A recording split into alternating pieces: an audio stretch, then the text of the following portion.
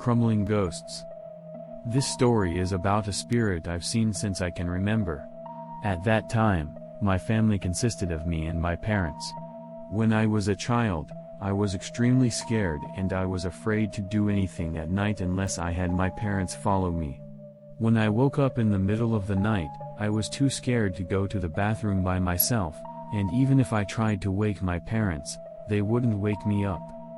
I would always wet the bed at that time and my parents would get angry with me. The first time in my life that I saw a spirit was when I went to the bathroom alone for the first time in the middle of the night to overcome my fear. I woke up in the middle of the night with the usual urge to urinate, but instead of trying to wake up my parents, I got up with a strangely clear head and said, "Let's go to the bathroom by myself today." Since I could not reach the light switch, I walked along the wall in the pitch-dark room, and when I opened the sliding door, there it was. My first encounter with a spirit. The spirit was a woman dressed in white, smiling down at me. For some reason, instead of opening the sliding door and looking in the direction of the bathroom, I opened it while looking up as if I knew the woman was there. When I saw that, I wasn't scared or anything. Who is there? Why is she there? I was like, who's there? I mean, I was talking to that it. At that age, I couldn't understand spirits. They looked like people, and what I was afraid of at the time were things like demons from Japanese folktales and dark places. But now I think this was a bad action to take against spirits. You know how they say that spirits become possessed when they encounter someone who can see them? Sure enough, I saw the woman again and again. Yes, for nearly 20 years. Since the first encounter, the spirit has been in my house. I was living in a townhouse apartment at the time, and it was a small room, so I was always within sight. Whether it was in the kitchen, bedroom, or in front of the bathroom, it was everywhere. But I didn't see him all the time, just at the edge of my vision. Despite my fear, I was not afraid of seeing them at that time. But since the day I saw her face for the first time, I have not seen her face even once until today. That was strange to me at that time. Every day I saw the woman's spirit from time to time, and when I was about to enter elementary school, my parents decided to build a house next door to my grandparents' house. It was originally a tenement that my grandfather had lived in before he built his house, and at the time it was treated like a warehouse. When the house was being built, the tenement was to be torn down and rearranged, so I entered the tenement for the first time as if I were on a treasure hunt. As soon as I stepped into the entrance of the tenement, the image of a woman's spirit, which I had always seen at home, floating in the kitchen of the tenement, entered my mind. I had never seen the inside of a tenement yet, but it was weird to see the woman for the first time outside of my home, so I decided not to go into the tenement and stayed at my grandparents' house to watch TV. Nothing special happened from then on, and the construction progressed steadily, and a new house was built there. The only thing that bothered me a little after moving into my new house was the fact that the location of the kitchen where the woman had floated around when I first stepped into the tenement and the location of the kitchen in my new house were in exactly the same place. After moving into my new house, I was so happy to be given my own room on the second floor, that even though I was as scared as ever, I was still saying to myself, I'm going to sleep alone. The new bed I got was a bunk bed, and I wanted to sleep on the second bunk. Then, on her first night in the bunk bed, an incident occurred. I was strangled in the middle of the night. An arm reached out from the ceiling. It was a bright blue arm. I must have passed out there, because when I came to, it was morning. When you experience something like that in your childhood, you can't help but be scared, can you? But I was strangely positive and thought it was a dream, so I went to bed on the second level a few times after that, but each time I was choked. One night I slept on the second bunk, but woke up in the morning on the flooring under the first bunk. I felt this is weird.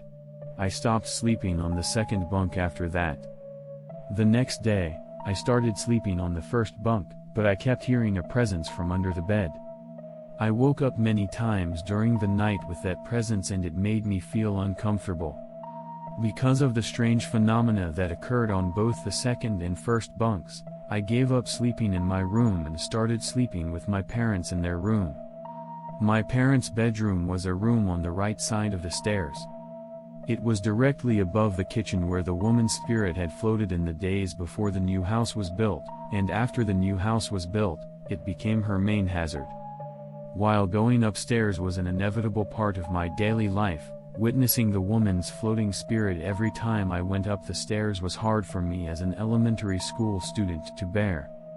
At the time, with the boom in psychic phenomena, I was aware that the beings I was seeing were spirits, and I was aware that spirits were beings that frightened people and did scary things. Moreover, after my parents and I started sleeping together, the woman was always floating right above the position where I was sleeping. I think it was around this time that the woman started acting in a way that clearly scared me. A few years passed as I got used to living in a new house and the appearance of a female spirit. During that time, my younger sister was born, and many other happy and joyful things happened. The female spirit knocked on my door when I was in the bathroom, walked around upstairs when I was alone on the first floor, pushed me while I was coming down from the second floor and hurt me, and scared me a lot. But the biggest change was in my parents' marital relationship. Due to the father's gambling debts, the couple's quarrels increased day by day. When the father even got involved in black market money and the situation was getting out of hand, the mother decided to get a divorce, and the couple decided to move to a new house. After my parents' divorce, we moved into an apartment, but even though the property was less than 5 years old, there were already 2 spirits in the house. A small boy and a big guy in military pants. In addition, there was a female spirit that followed me. Our family of 3 and 3 spirits. I had never told my family that I could see spirits, so I was inwardly wondering what the hell was going on. There were many strange things that happened in our apartment. The woman's hazard spot turned into the front door, and she greeted me every day when I left and came back. When I was alone, a radio that was not plugged in made loud noises, furniture that should not have fallen over suddenly fell over in the next room, I could see someone walking around through the frosted glass, and so many more. I was in junior high school at the time, and I think the reason I could see so many spirits was because I was at the peak of my psychic sensitivity in my life. I was able to enter buildings where spirits were present, and even in buildings I had never been in before, I was able to see the layout of the building in my mind and point out where the spirits were. I can't even see it now, though. A few years have passed since then, and I am now a high school student. Apparently, they decided to move again. The mother said that she had a dispute with the management company of the apartment. Apparently, the management company had forgotten to send all the documents for the renewal of the contract. So now she can't live in her current apartment. I'm working for the management company now, so I think they're doing a terrible job. After I moved upstairs, the spirit of the woman who had been following me suddenly changed. I don't know exactly why, but she has been in the corner of my room all the time, staring at me. If I had been dealing with this spirit for this long, I would have gotten used to it, and I would have said, "Stop it every time, it's depressing." It was scary, though. After living there for about 2 years, we decided to move again when my sister entered the middle grade of elementary school. The reason was that my sister and I had grown older and our room was getting too small. Our family's next move was to a place where a friend of mine had signed a lease on the house where he had originally lived. It was a house that was originally not a good place spiritually, with at least 3 earthbound spirits and 1 spirit road running through it. I knew it was that kind of house, but I knew the mother was a single mother and struggling financially, so I couldn't say anything. A few months after moving out, I noticed 2 things. The original earthbound spirit had become 1, and the woman's spirit power had increased, amplifying something like malice. About this time, I really couldn't tell what the woman's spirit was thinking. It was then that I had my first frightening experience with this woman's spirit. I had a girlfriend I was dating at the time. She is my wife now. When I was exchanging messages with her on a messaging app until late at night, I was tired from club activities and fell asleep. I looked at the clock just before I fell asleep, and it was 2:04 a.m. I think I was dreaming. I woke up in the middle of the night when my body suddenly stopped moving. Huh? Did I turn off the light? I guess I was thinking. Then I heard someone's footsteps coming up the stairs slowly. I was thinking, oh, here he comes. When he got to about the fifth step, my body started to move. That's when I woke up. The moment I woke up, I stopped moving again. I was a little impatient. I was a little nervous, because I was in a different state than usual. While I was thinking about various things, I heard the sound of someone coming up the stairs from the next step. I woke up again just as someone was climbing the stairs. A moment later, I can't move my body again. This time, someone walked slowly toward my room. I repeated it several times and realized that I was really awake. A moment later, the door to my room opened. I thought my heart would stop. It was my mother. I asked her what was wrong, but she didn't answer. Once again, when I hear what is going on, there is something wrong with this house. I am scared. I tell him that I want the whole family to sleep together today. I went out into the hallway to talk about the future outside my room because of what I had just experienced. When I looked back at my room, I could see the room even though it was dimly lit by the hallway light, but the room was covered in jet black, as if it had been lacquered. I woke up again. To be honest, I was confused. What the hell is this? What's happening? Which one is real? While I was thinking about these things, I couldn't move my body. While I was in this state of confusion, the door to my room began to open slowly and noisily. I was certain then that it was not my mother who was now on the other side of the door.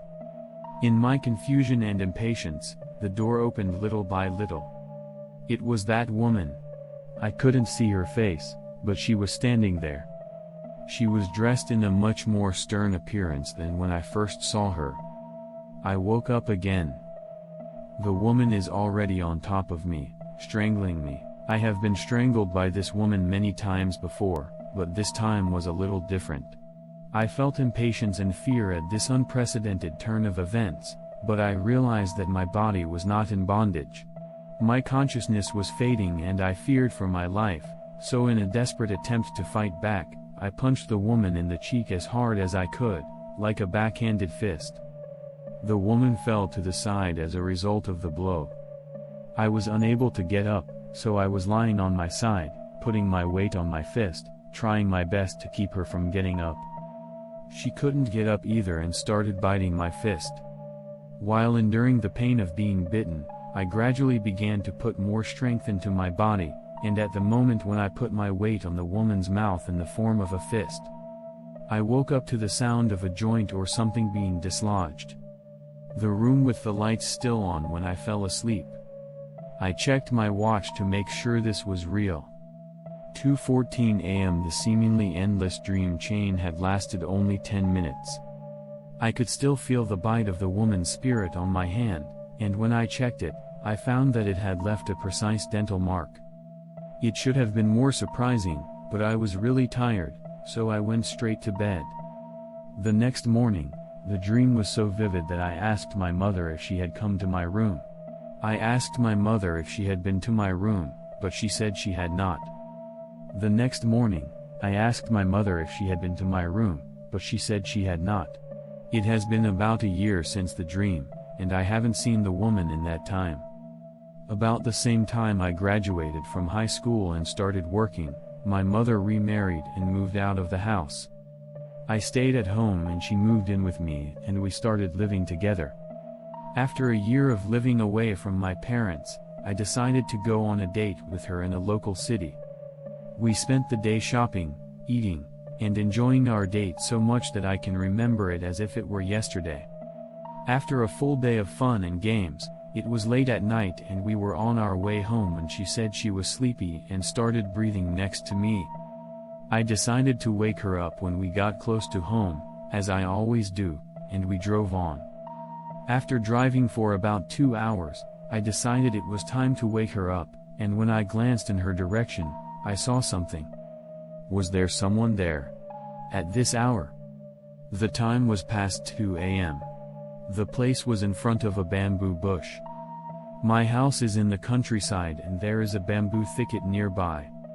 It was a road that I usually pass by often. But it was a little creepy to see her just standing there in front of the bamboo thicket at that time of the day. I was kind of following her with my eyes, but when I turned to her again to wake her up, I was astonished. She was staring at me with a big smile on her face, her white eyes peeling back.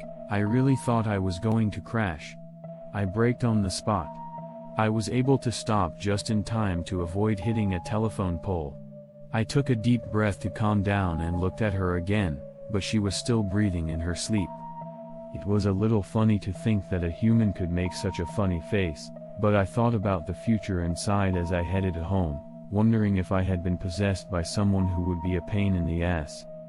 After she was possessed by it, we had strange phenomena every day. Every day I licked salt and went to bed, thinking, she's going to show up today.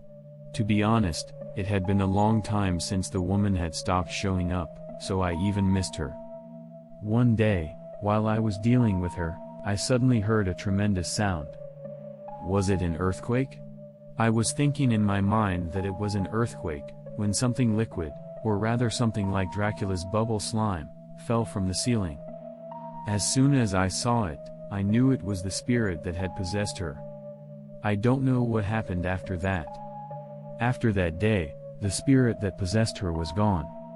But the spirit of the woman started to appear again.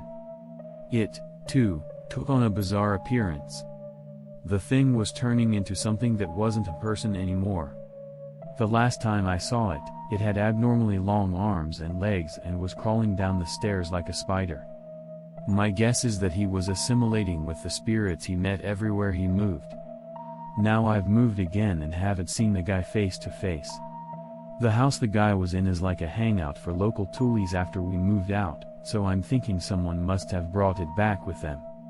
When I showed up at the house before, he was gone.